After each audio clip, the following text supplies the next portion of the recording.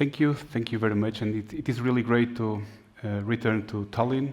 I was here 10 years ago on a innovation procurement project that we were developing together with the University of Tallinn. It's also great to be here in the room with a lot of Portuguese names: Pereira, Da Silva, Calçada. It's not Calcada, it's Calçada. So it's great to return here. And it's also great to see Luca's presentation. It's amazing to dream of a world filled with artificial intelligence that is supporting us. And when I was preparing this presentation, when I was challenged by Alagan to work on this presentation on how we are dealing with AI on our city, well, some recent news on how the reality is really much more harder than the dream, and it's.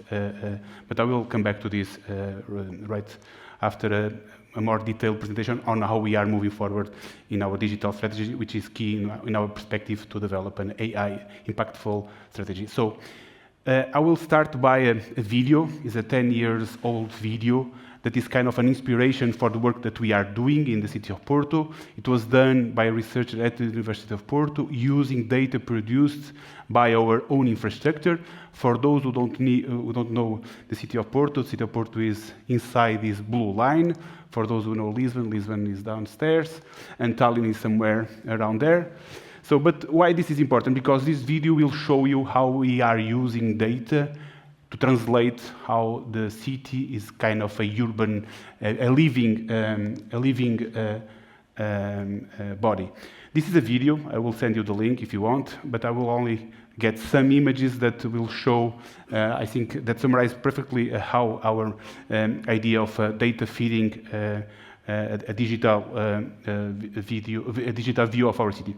Look at the colors. The colors are important. Blue means when people is entering the network, and I'm meaning the network, the Wi-Fi network that we have on all our buses, and the red represents when people are leaving the network. And we have studied this. The Wi-Fi network on our buses are really a good proxy of the city activity. There's some good research on that. So this is the city at 2 in the morning. You can imagine the city center. People are leaving the city center, are going home. At 4 in the morning, the city is kind of relaxed. At 6, the city starts to wake up, and at 7, the city is really as a human body filled with blood. Our heart is pumping right in the center of the city. Look at the colors. People are entering the network. People are entering the city. The blue represents people entering the network. The red represents people leaving the network. At 8, at 10, at 11, people are going to lunch. In the end of the day, people are returning home. Once again, the red and the blue. This really works very well on the video, and I will send you the link to look at this. So, and why this is important for us? Because this is an inspiration video that I'm always using this, at least to make my data analytics team going crazy, because I'm still using a video with 10 years old to showcase how data is really fueling our creativity, this idea of a living body that we want to see. So, but before going there, and that's why this was an inspiration, because when I was invited to start building the digital infrastructure that could be useful for our municipal teams, that could help us to build a new innovative service for the city, it was really important to look at the foundations, to understand that without the proper foundations, without a proper investment in the development of this digital infrastructure, a very fancy image. Just to let you know that in the bottom we have the technology infrastructure, innovation management, and I will go there a little bit on details. And we were talking about how innovation management, how co-creation is really key to harvest the power of this infrastructure that we are building, and then this integrated management, the ecosystem that we want. So, going in a little bit more detail on the infrastructure, Porto Digital is a telco operator. The city of Porto owns a telco operator. We own our own fiber optical network, the sensing infrastructure that we have in the city. As a telco operator, and this is important for us because it allows us to install infrastructure in the city as a telco operator, following the same rules, having access to the same infrastructure.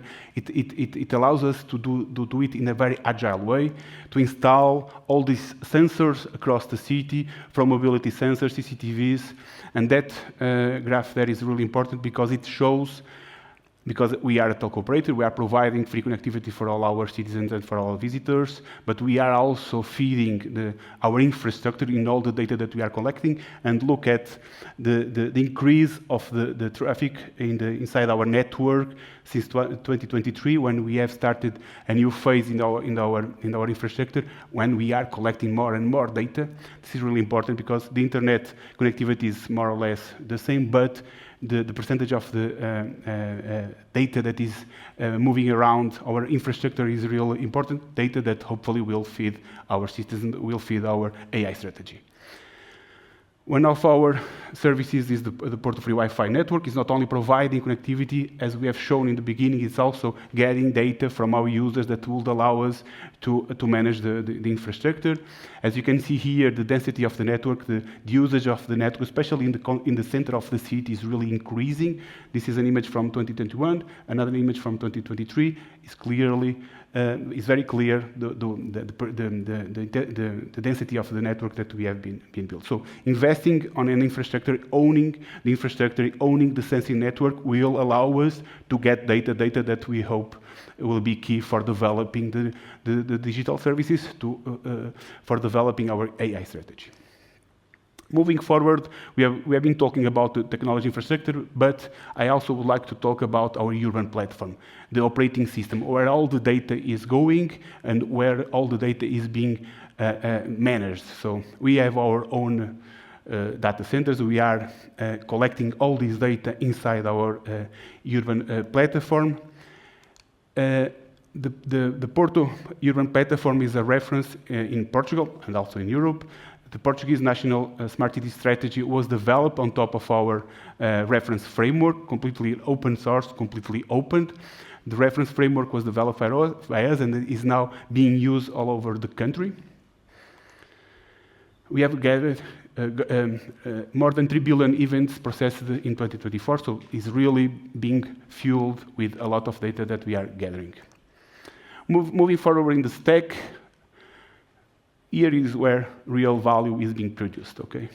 Without being able to look at all this data that we are gathering and without being able to provide the right framework to our municipality teams, to our citizens, we will not be able to get value from all this data that we are being produced. So focusing on this innovation and capacity building is also very important for us, and we have been talking about that in the coffee break before starting here.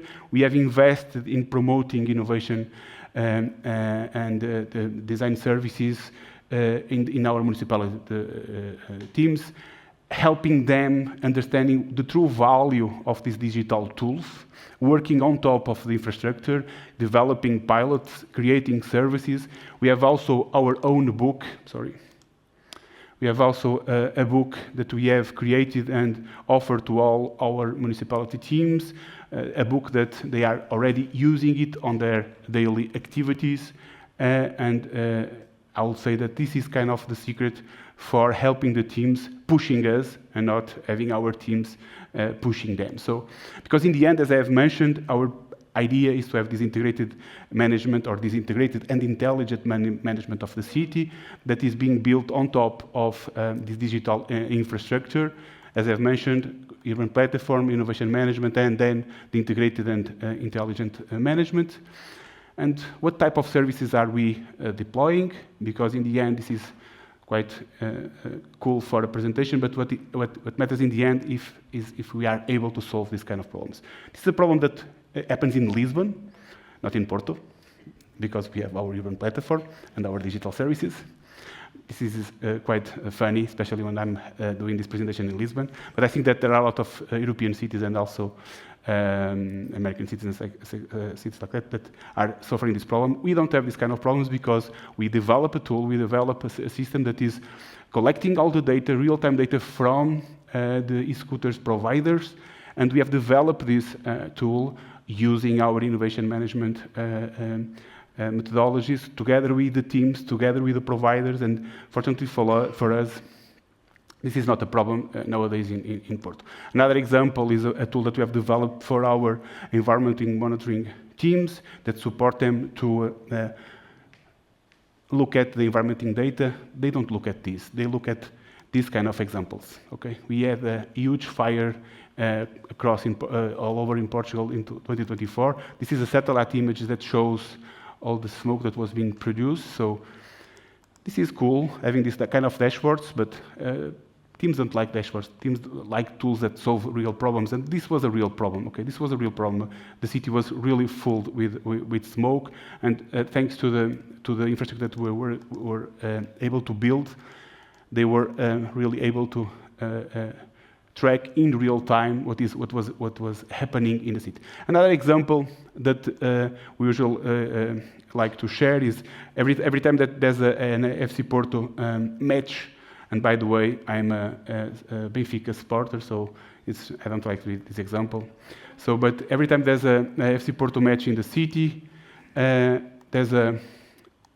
Oh, sorry, something was missing here. Well, but there's something missing here because, well, this is an image that shows real-time information on our traffic sensing infrastructure, and we were able to develop a system that can predict and can help our teams to identify where the problems will happen and how the problems can be managed on the city. Every time that there's a match in the FC Porto Stadium. This was a project developed together with the Bayern Munich team as well. So, and what about artificial intelligence? And after Lucas' presentation, it's really hard to go deep on this, but I will try. One thing is what we have been doing, using machine learning techniques, deep learning techniques. The other thing is what happened after ChatGPT launch in 2022. Everyone knows how crazy the world nowadays is, exciting at the same time, a lot of opportunities. The agentic state is really a great approach.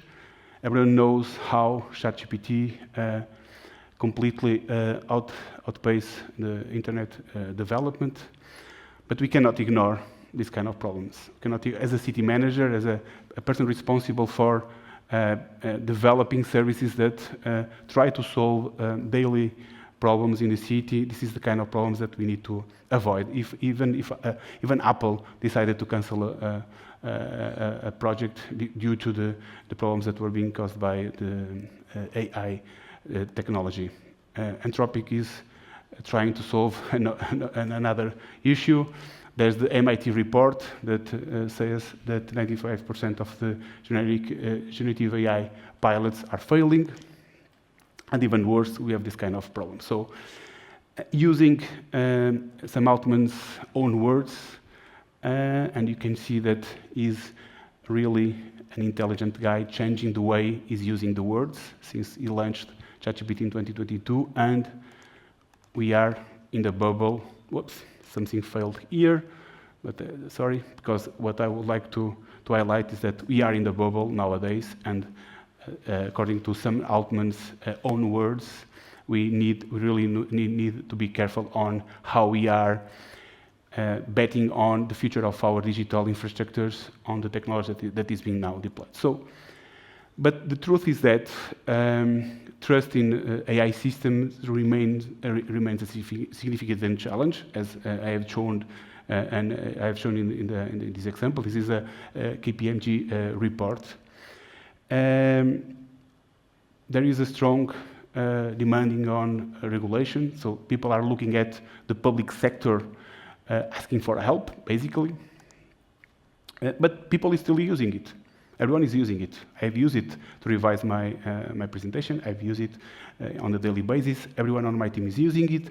So if people is using it, you really need to move forward from this infrastructure to an intelligent system. And this is how we have decided to move forward in terms of deploying our AI strategy. So focusing on leveraging the existing infrastructure. That's why I've decided to start my presentation showing you how we have developed our digital strategy. Create a governance by design approach. It's important to talk about it, to have a clear view on how we can approach these examples, and obviously ensure transparency and explainability, something that is really hard to achieve. But let's have some fun, and that's why we decided to start with controlled pilots. I will talk about a project that was one of the reasons to be here, is Community City Project. It's a project that we have developed mainly with the city of Amsterdam and Helsinki. We had more than 1 million euros to fund at least 100 pilots. We reached 99 pilots, which was quite good. The pilot that Algan just showed was one of the pilots. So by developing these kind of projects, we were able to create a kind of a safe zone in which we can test, develop pilots already in the ground, as Algan shown, already in the ground, tackling concrete examples, but on a controlled way. And obviously also controlling the risks of the investment. This is an example of well, we had 99 projects. I will only go through 2 examples. This is an intelligent system to optimize transportation service for individuals with mobility limitations. It was a great success. We are going to a second phase of the project, and obviously this is the project that was developed by Rootcode. This is again together with our vice mayor. By the way, vice mayor is running for mayor on Sunday. So what's next? We will keep developing pilots on AI on a controlled way. We have another challenge for the Rootcode company, which is using AI to help us on our civic issues platform, trying to use AI to automatically identify what kind of problems our citizens are trying to report, because nowadays they have to identify what are the categories, what are the kind of programs, and then upload an image. We will start by uploading the image, deploy some AI on top of it, and try to help the citizens on this process. A very concrete example: the risk is very low and the impact can be very high.